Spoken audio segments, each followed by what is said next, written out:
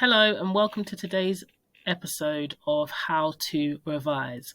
So, today we're going to be focusing on using knowledge organisers. Now, you might be quite familiar with a knowledge organiser, and ultimately it's just a fancy name for a set of key pieces of information from a particular topic. So, it will ultimately have a number of key facts or information that you need to know or need to be able to recall in order to master a unit or topic.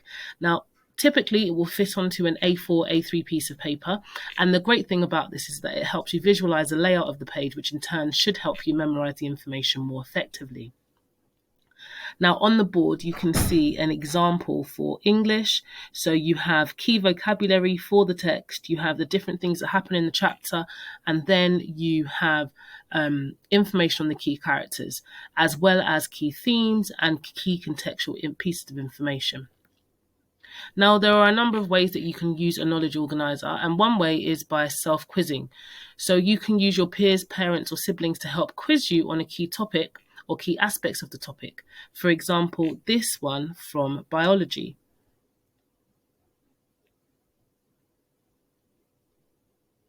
So you could give your parents or siblings or friends the side that has all of the answers, and then they could then in turn quiz you on different parts of the heart.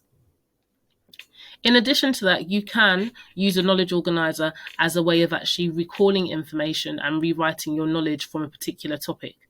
So on one side of the knowledge organizer, you could have the answers. So this is one for language paper 1, and you can see that it has a key piece of information or key techniques that you'd need to know in order to master this paper.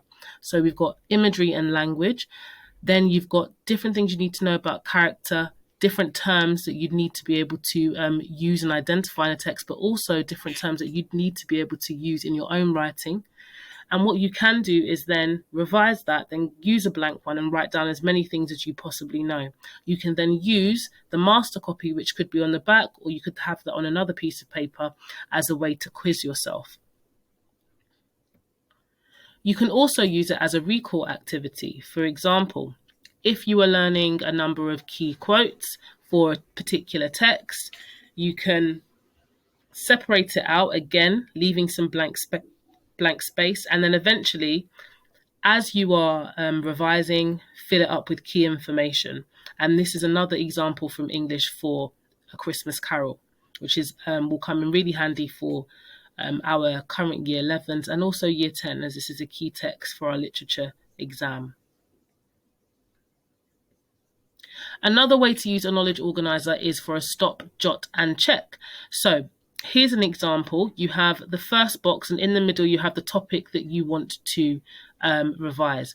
In the first box, you're going to write down as many things as you possibly can that you will associate with that topic. So in this case, it's Stalin's Russia.